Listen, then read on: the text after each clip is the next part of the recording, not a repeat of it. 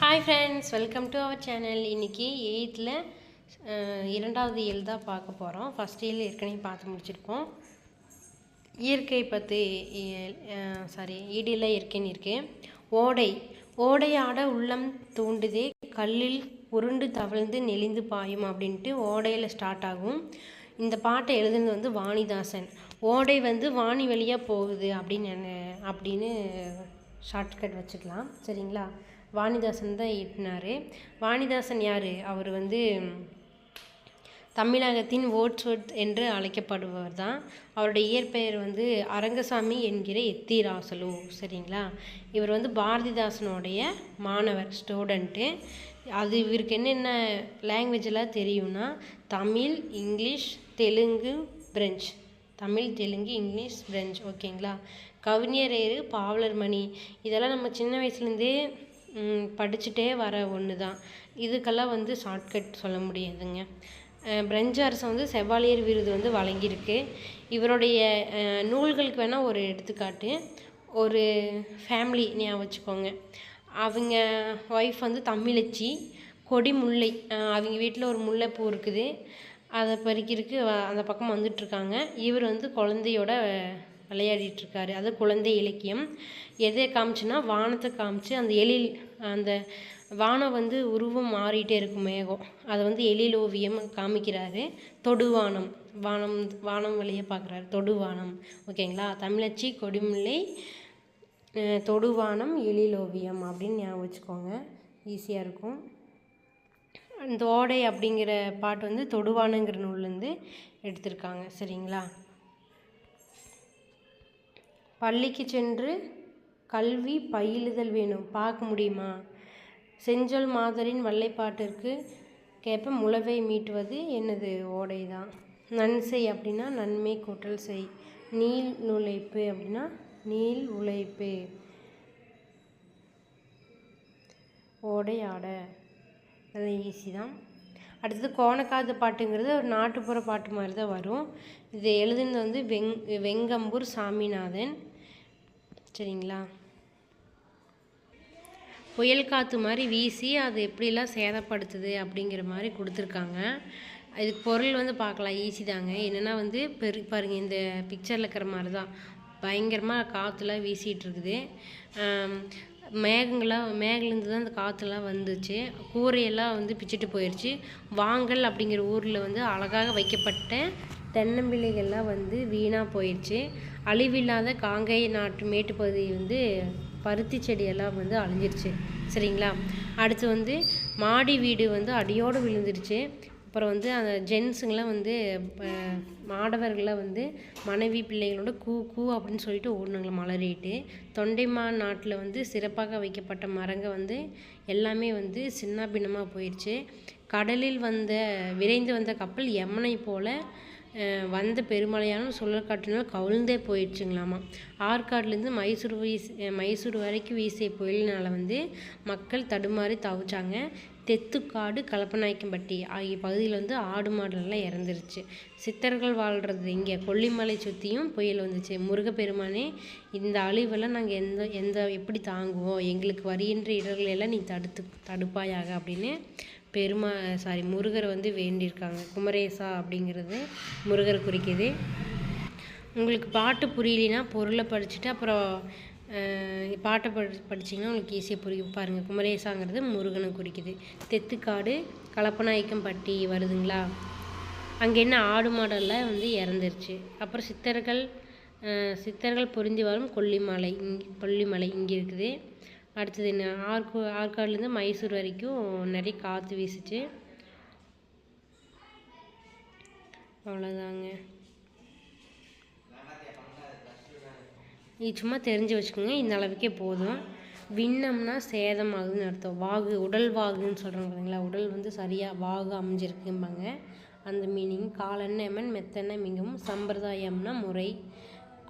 கெடிக்கலைங்கின மிக வருந்தி. முகில்னா மேகம். சேகரம்னா கூட்டம். காங்கேய நாடுனா கொங்கு மண்டலத்தின் 24 நாடுகளில் ஒன்று. அப்போ கொங்கு மண்டலத்தில் 24 நாடுகள் இருக்குதுன்னு அர்த்தம். சரிங்களா? நெக்ஸ்ட் பார்த்துடலாம். நிலம் பொது. இது என்னென்னா சியாட்டல் அப்படிங்கிற ஒரு அமெரிக்கா வந்து பூஜை சவுண்டுங்கிற ஒரு இடத்த சுற்றி சுகுவாமிஸ் அப்படிங்கிற பழங்குடியினர் இருக்காங்க. அவருடைய அந்த தலைவர் தான் வந்து சியாட்டல் அப்படிங்கிறவர். இது என்ன வந்து காடுகளை வந்து அழிக்கிறதுக்காக வந்து அழிக்க வருவாங்க. அப்போ அந்த பழங்குடியினர் சார்பாக வந்து சியாட்டல் வந்து பேசுகிறாரு. அமெரிக்க குடியரசுத் தலைவருக்கு வந்து கடிதம் எழுதுவார். நாங்கள்லாம் வந்து குதிரைகளை சகோதரர்களாக பார்க்குறோம், மான்கள் குதிரைகள் கழுகெல்லாம் சகோதரர்கள், நறுமணம் மிகுந்த மலர்கள் வந்து சகோதரிகள், பூமியை தாயாகவும் வானத்தை வந்து தந்தையாகவும், ஆறுகள் வந்து நாங்கள் உடன் பிறந்தவங்களாகவும் மதிக்கிறோம் அப்படி இப்படின்ட்டு எல்லாமே சொல்கிறாங்க. இங்கே இருக்கிறவங்க எல்லாமே ஒவ்வொரு விலங்கு உயிரினத்துக்கு எங்களுக்கு வந்து சொந்தக்காரங்க அப்படி இப்படின்னு.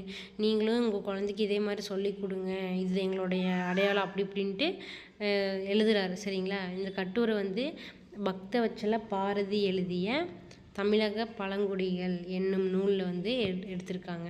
அவ்வளோதாங்க, வேறு எதுவும் இல்லை. சென்டிமெண்ட்டாக எழுதுகிறார். வனமகன் படம் இதில் அதே மாதிரி தான். அவங்க எப்படி காப்பாற்றுறதுக்காக போராடுறாங்க அதே மாதிரி கதை தான். சரிங்களா? பக்தவச்சல பாரதி தமிழக பழங்குடிகள். செவ்விந்தியர்கள் தங்கள் நிலத்தை எப்படி இது பண்ணுறாங்க? நிலத்தை வந்து தாயாக, வானத்தை வந்து தந்தையாக. இன்னோசை வந்து இனிமை கூட்டல் ஓசையாக பிரிக்கலாம். பால் கூட்டல் ஊறும்னா பால் ஊறும். வெட்டி கிளியும் சருகும் மானும். இது ஒரு கதை மாதிரி தாங்க. சருகு மானை வந்து துரத்திட்டு புலி வரும். அப்புறம் அது வந்து சருகுமான் ஒளிஞ்சிருக்கும். இந்த வெட்டிக்கிளி வந்து பல வேலை பார்க்கும். அதை தான் வந்து அந்த ஒரு கதையை கொடுத்துருக்காங்க. இது தமிழ்நாடு கேரள அருகே இருக்கிறது வந்து பரம்பிக்குளம், ஆனைமலை போன்ற பகுதிகளில் வந்து தான் காடர்கள் அப்படிங்கிற ஒரு இனம் வாழ்ந்துருப்பாங்க. காடர்கள் பற்றி தீரன் அதிகாரம் அதில் வந்து அந்த படத்தில் சொல்லியிருப்பாங்க பார்த்தீங்களா? முன்னோர்களில் காடுகள் வாழ்ந்து என்பதை வருங்கால தலைமுறை மறந்துவிடக்கூடாது என்று எண்ணினர். எனவே காடுகள், செடி கொடிகள், விலங்குகள் தொடர்பான கதைகளை வந்து பேரம்பேத்திகளுக்கு சொல்லி வந்தாங்களாமா. அதில் ஒன்று தான் இது. இந்த காடர்கள் வந்து தலைமுறையை வந்து மறக்கக்கூடாது அப்படிங்கிறதுக்காக அந்த ஒரு கதையை உருவாக்கி வச்சுருக்காங்க. பாருங்கள், பரம்பிக்குளம், ஆனைமலை பகுதிகளில் காடர்கள் வசிக்கும் சிற்றூர்கள் உள்ளன. அங்கே இருக்கிற சமுதாயத்தினர் பேசும் மொழியை வந்து ஆள் அளப்பு அப்படின்னு சொல்லுவாங்க. அப்புறம் அவங்களோட வாழ்க்கை முறை பற்றி எழுத்து குறிப்புகள் எதுவும் அவங்கக்கிட்ட இல்லை. சரிங்களா? சும்மா இந்த மாதிரி கதை தான். மணிஷ் சாண்டி, மாதுரி ரமேஷ்.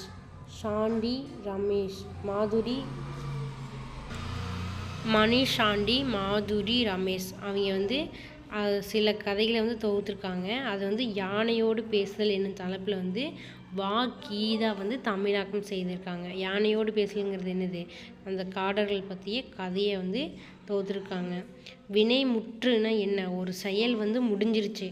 இப்போ படி அப்படின்னா படித்தான், ஆடுகின்றாள், பறந்தது, சென்ற, கண்டு ஆகிய சொல்ல வந்து அடிப்படையாக கொண்ட சொற்கள் வந்து செயலை வந்து வினைன்னு தான் சொல்லுவாங்க. நம்ம ஒரு செயல் செய்கிறோம்னா அது வந்து வினை.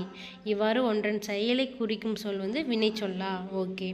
இப்போது மலர்விழி எழுதினால் கண்ணன் பாடுகிறான், மாடு மேயும் அப்படின்னு இருக்குது. இந்த தொடரில் வந்து மாடு, பாடுகிறான், மேயும் அப்படிங்கிற சொற்கள்லாம் நம்ம கவனித்து பார்த்தோம்னா முழுமை பெற்று இருக்கும். இப்போ எழுதி கொண்டிருக்கிறேன் அப்படின்னா அப்போ வந்து அது ஒரு எச்சமாக தான் இருக்கும். ஆனால் இதால் என்ன முடிஞ்சிருச்சு, அவ்வளோதான். முற்று பெற்ற வினை சொற்களை வந்து என்ன சொல்கிறாங்க? வினை முற்றுன்னு சொல்கிறாங்க, இல்லைன்னா முற்று வினைன்னு சொல்கிறாங்க. அவ்வளோதாங்க. வினைமுற்று வந்து 5 பால், காலம், இடம் எல்லாத்தையும் காற்று. இப்போ வந்து இது வினைமுற்றா? எழுதினால் அப்படிங்கிறது பிள்ளையா பையனா, ஆண்பால் பெண்பால் காமிக்குது, அதுதான் சொல்கிறாங்க. எல்லாமே காமிக்கும். பலர்பால், ஒன்றன் பால், பலவின் பால். இதில் வந்து பாடுகிறான் அப்படின்னா ஆண்பால் குறிக்குதா? சரி, ஓகே. காலம் அப்படின்னா எழுதினார் அப்படின்னு இறந்த காலம். சரிங்களா? பாடுகிறான் அப்படின்னா பாடிட்டுருக்குறா அப்படின்னு அர்த்தம். இடம் தன்மையா, முன்னிலையா, படர்க்கையா அப்படின்னு காமிக்குது. சரிங்களா? பால், இடம், காலம் 3 எல்லாத்தையும் குறிக்கும். வினைமுற்று வந்து 2 வகையை பிரிக்கலாம். தெரிநிலை வினைமுற்று, குறிப்பு வினைமுற்றை பிரிக்கலாம். தெரிநிலை வினைமுற்றுனா செய்பவர், கருவி, நிலம், செயல், காலம், செய்பொருள் 6மே வந்து முதன்மையாக இருக்கும். இவை யாருமே வந்து வெளிப்படும். சரிங்களா? இப்போது மாணவி கட்டுரை எழுதினாள். செய்பவர் மாணவி. கருவினா என்ன? எழுதுனான்னா எழுதுகோலும் தாளும். நீளம் எங்கேக்கு வந்துட்டு எழுதுறான் பள்ளியில். காலம் இறந்த காலம். செய்பொருள்னால் கட்டுரை தான் எழுதுறாங்க, அதுதான் செய்பொருள். செயல்னா எழுதுதல். இப்போ இந்த ஆறையுமே குறித்து வந்துச்சுன்னா அது தெரிநிலை வினைமுற்று, தெரிஞ்சு வருது, அதனால் தெரி வினைமுற்று. குறிப்பு வினைமுற்றுனா பொருள், இடம், காலம், சினம், குணம், தொழில் 6 பேரில் வந்து 6 வகையான பேர் இருக்கா, அந்த 6ல் வந்து ஒன்றை மட்டும் அடிப்படையாக கொண்டு காலத்தை வெளிப்படையாக காட்டாது, செய்பவரை மட்டும் வெளிப்படையாக காட்டுறது வந்து வினைமுற்று. சரிங்களா, குறிப்பு வினைமுற்று. இப்போ பொருள், பொண்ணுங்கிறது பொருள் தான். பொன்னன் செய்பவரை தான் குறிக்குது, செய்பவரை மட்டும்தான் குறிக்குது. இடம், தென்னுங்கிறது இடப்பெயர். சரிங்களா, தென்னாடுங்கிறது தென்னாட்டார், செய்பவரை மட்டும் குறிக்குது, காலத்தை காட்டுறதே இல்லை. சரிங்களா, இதுதான் குறிப்பு வினைமுற்று. தெரிநிலை வினைமுற்று, குறிப்பு வினைமுற்று இல்லாமல் ஏவல் வினைமுற்று, வியங்கோள் வினைமுற்று இன்னும் 2 இருக்குது. சரிங்களா, தமிழ் இருக்குது. ஏவல் வினைமுற்றுனா ஒரு செயலை செய்கிற மாதிரி நம்ம ஏவுறது தான் வந்து வினைமுற்று. எழுது மீன், எழுது நம்ம ஏவுறோமா, ஒரு செயலை செய்யறது மாதிரி நம்ம சொல்கிறோம், அதை தான் வந்து பன்மை ஏவல் வினைமுற்று எழுதுங்கள் என வருவது இந்த கால வழக்கு தான் எழுதுகள்னு சொல்கிறது. எழுது மீன்ங்கிறது அப்படின்றதே நம்ம யூஸ் பண்ணுறது ஒன்று. வியங்கோள் வினைமுற்று எப்படி வருதுன்னா நம்ம வாழ்த்துறது, வையறது, விதிக்கிறது, வேண்டுறது, இந்த பொருளெல்லாம் வரும் வினைமுற்று வியங்கோள் வினைமுற்று. இது வந்து 2 திணையுமே 5 பால்களையுமே 3 இடத்தையும் குறிக்கும். சரிங்களா, 3 இடத்தையுமே காமிக்கும். விகுதிகள் பார்த்தாவே நமக்கு தெரியும், கா, இய, இயர், அல் அப்படின்னு காமிக்கும். சரிங்களா, வாழ்க, ஒளிக, வாலியர், வாரல், அல் வாரல் அப்படிங்கிறதும் வியங்கோள் வினைமுற்று தான். இதெல்லாம் பார்த்தா கண்டுபிடிச்சிப்பான், ஆனால் இது கண்டுபிடிக்க முடியாது. வாரல், கா, இய, இயர், அல் அப்படிங்கிறது வியங்கோள் வினைமுற்று தான். சரிங்களா, வேறுபாடு காமிச்சு நம்ம ஒருத்தர் ஏவர்னா ஒருத்தர் முன்னிலையில் தான் ஏவுவோம் அப்படின்னு வச்சுக்கோங்க. இது வந்து எல்லாத்துக்குமே காட்டும். ஒருமை பன்மை வேறுபாடு இல்லை, இதுக்கு வந்து வேறுபாடு இருக்குது. கட்டாயில் பொருளை மட்டும்தான் உணர்த்தும், இது அப்படி இல்லை, எல்லாத்தையுமே உணர்த்தும். விகுதி பெற்று தான் வரும், இது விகுதி பெற்றும் வரும், பெறாமையும் வரும். சரிங்களா, தெரிஞ்சுக்கொள்றதுல வந்து வியங்கோள் வினைமுற்று வந்து தன்மை இடத்தில் வராது, முன்னிலையில் தான் வரும். தன்மை, முன்னிலை, படர்க்கை அப்படிக்குதா, அது தன்மையில் வந்து வராது. ஏன்னா எனக்கே நான் வியங்கோள் வினைமுற்று எனக்கே நான் வாழ்த்துவுன்னா, இல்லை என்னைவே நான் திட்டிப்பேன், நான் வையவுன்னா, அதெல்லாம் நானே என்னைவே பண்ணிக்க மாட்டேன்ல, அதுதான், வேறு ஒன்றுமே இல்லை. சரிங்களா, வாழ்த்துதல், வைதல், விதித்தல், வேண்டல் எங்கிட்டே நான் வேண்டிக்க மாட்டேன். சரிங்களா, அதனால வந்து ஈஸி தான். அடுத்து இயர், அல், அந்த விகுதிகள் வந்து தற்கால வழக்கில் இல்லை, செய்யுள் வழக்கில் மட்டும்தான் இருக்குது. அப்போது கா, இய மட்டும்தான் இருக்குது. இப்போது இயர், அல் இல்லை. சரிங்களா, அவ்வளோதாங்க, இது ஈஸி தான். மாடு வயலில் புல்லை மேய்ந்தது, இந்த தொடரில் வந்து வினைமுற்று என்ன, மேய்ந்தது தான் வினைமுற்று. இது வந்து புல்லை மேய்ந்தது, செய்பொருள் வந்து புல். பின்னொற்று இறந்த கால வினைமுற்று படித்தான். உண்பான்ங்கிறது எதிர்காலம், ஓடாதுங்கிறது அது ஒன்றும் இல்லை. நடக்கிறான்ங்கிறது இப்போது நடந்துட்டுருக்கிறது. படித்தான்ங்கிறது தான் இறந்த காலம். பின்னொற்றுள் ஏவல் வினைமுற்று சொல், இது வந்து என்னது, வியங்கோள் வினைமுற்று, இது வியங்கோள் வினைமுற்று, இது வியங்கோள் வினைமுற்று. ஓடுங்கிறது தான் ஏவல் வினைமுற்று. ஓகேங்களா, நெக்ஸ்ட்டு வந்து உலக ஈர நாள் தான் ஞாபகம் வச்சுக்கோங்க. ஓசோன் நாள் செப்டம்பர் 16. செப்டம்பர் 15 ஒரு முக்கியமானது தினம். சொல்லுங்கள் என்னென்னு. உலக மக்களாட்சி தினம். சரிங்களா,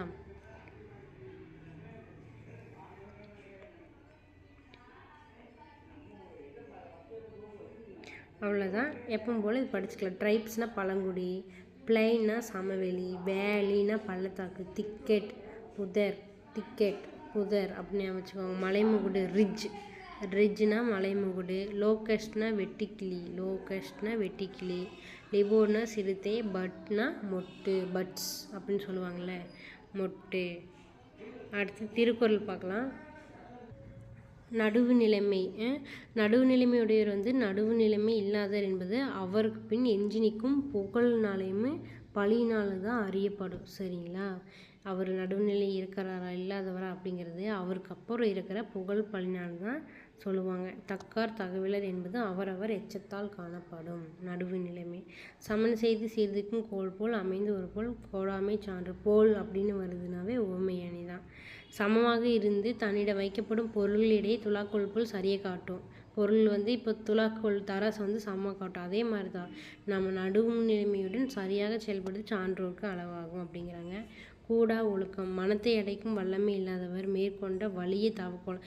நமக்கு இப்போ என்னென்னா படத்துக்கு போகிறோம் சரிங்களா, படத்துக்கு நம்மளை விட்டுட்டு எல்லாருமே ஃப்ரெண்ட்ஸ் எல்லாம் போயிட்டாங்க, நான் வந்து வரல படிக்கலை நான் படிக்கணும் அப்படின்னு சொல்கிறோம்.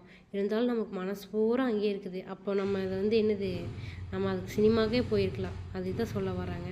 மனத்தை அடக்கிறதுக்கு வலிமை இல்லாதவர் மேற்கொண்ட தவக்கோலம். அப்போ நம்மளால படிக்க முடியாது. புலியின் தோலை போர்த்தி கொண்ட பசுவை போல போன்றது. இப்போ என்னென்னா ஓமை அணிதான். ஆக்சுவலி இது போல் வந்திருக்கு. ஓமை அணிதான். இல்பொருள் ஓமை அணினா இல்லாத ஒன்று சொல்கிறது. புலியின் தோலை பசு போர்த்தி இருக்குமா, போர்த்தாது. அது வந்து இல்லாத ஒன்று சொல்கிறதா இல்பொருள் ஓமை அணி. சரிங்களா. நேராக இருந்தாலும் அம்பு கொடியதாக இருக்கிறது. நேராக இருந்தாலுமே அம்பு கொடியது தானே, ஒருத்தரோட உடம்புல தானே போய் துளையிடுது. வளைவுடன் இருந்தாலுமே யாழின் கொம்பு இனிமையை தருது. வளைவாக இருந்தாலுமே அது மாதிரி மக்களின் பண்புகளை அவரவர் தோற்றத்தால் இல்லாமல் செயலால் தான் உணர்ந்துக்கணும் அப்படின்னு சொல்ல வராங்க. சரிங்களா. கல்லாதவர் வந்து பயனில்லாத கலர் நிலம் போன்றவங்க அப்படின்னு பாரதிதாசனும் சொல்லியிருக்காரு, திருவள்ளுவரும் சொல்லியிருக்காரு. பாருங்கள், அவர் உயிரோடு இருக்கிறாங்கிறத தவிர வேறு எந்த பயனும் இல்லைன்னு சொல்கிறாங்க டைரெக்டாக. உலர் என்னும் மாத்திரையர் அல்லால் பயவா கலர் அணியர் கல்லாதவர். விலங்கோட மக்கள் அணியர் விலங்கோடு கற்றோர் அணியர். விலங்கோட மக்களை ஒப்பிடுறாங்க கல்லாதுங்கள. கத்தவிங்க வந்து மக்களுக்கு விலங்கு இப்போ வந்து கற்றவருக்கும் கல்லாதவருக்கும் இடையே உள்ள வேறுபாடு என்னென்னா, மக்களுக்கு விலங்குக்கு என்ன வேறுபாடு இருக்குது அதுக்கு தான் சொல்ல வராங்க. பழி வரும்னே பழி வர்றதுக்கு முன்னாடியே நம்ம சிந்தித்து காத்து கொள்ளாதவருடைய வாழ்க்கை என்னென்னா, நெருப்பில் அருகில் வைக்கப்பட்ட வைக்கப்போல் மாதிரி அழிஞ்சிரும். நான் வந்து ஃபஸ்ட்டே பாதுகாப்பாக இருக்கணும்னு சொல்கிறாங்க. தலைவர் முதலில் தன் குற்றத்தை கண்டு நீக்கி அதுக்கப்புறம் தான் அதன் பிறகு பிறருடைய குற்றத்தை ஆராய்ந்தால் அவருக்கு எந்த பழி ஏற்படுது அப்படின்னா, இவனே கரெக்டாக இல்லை, இவன் நான் சொல்ல வந்துட்டா அப்படின்னு சொல்லுவாங்க. பார்த்தீங்களா, அதுதான் இது. பொருத்தமான இடத்தை அறியாமல் எந்த செயலையும் தொடங்கக்கூடாது. நம்ம வந்து பழிக்கிறதுக்கும் கூடாது. சரிங்களா. வலிமையான சக்கரைகள் கொண்ட பெரிய தேர் வந்து கடலில் ஓடாது, என்னதான் வலிமையாக இருந்தாலும். அதே மாதிரி ஓடும் கப்பல் வந்து தரையில் வந்து ஓடாது. அதாவது அவங்களுக்கான டேலண்ட்டை அவங்கவுங்கான இடத்துல தான் காமிக்கணும்னு சொல்ல வராங்க. சரிங்களா. இது வந்து பிரிது மனிதர் அணி. திருவள்ளுவரை பற்றி நம்மளுக்கு தெரிஞ்சது தான். அறத்துப்பால் வந்து 4 இயல் இருக்குது, பொறுப்பால் வந்து 3 இயல் இருக்குது, எண்பத்துப்பால் வந்து 2 இயல், 4 3 2 ஆக மொத்தம் 9 இயல் இருக்குது. சரிங்களா. பாயிரவியல், இல்லறவியல், துறவியல், ஊழியல், இந்த மாதிரி. புகழாலும் பழியாலும் அறியப்படுவது என்னது, நடுவு நிலைமை. பயனில்லாத கலர் நிலத்துக்கு கல்லாதவர். வல்லுருவம், வன்மை உருவம், நெடுமை தேர், நெடுந்தேர், வருமுன்னர் என தொடங்கும். என்னது வருமுன்னர்னா, இப்போ தான் நான் பார்த்தோம், ஓமை அணி. சரிங்களா. இது புக் பேக்குங்கிறதுனால நல்லா படிச்சுக்கோங்க. வருமுன்னர் அப்படின்னாவே ஓமை அணி அப்படின்னு ஞாபகம் வச்சுக்கோங்க. Okay friends, thank you. நாம் நெக்ஸ்ட் இன்னொரு வீடியோவில் பார்க்கலாம்.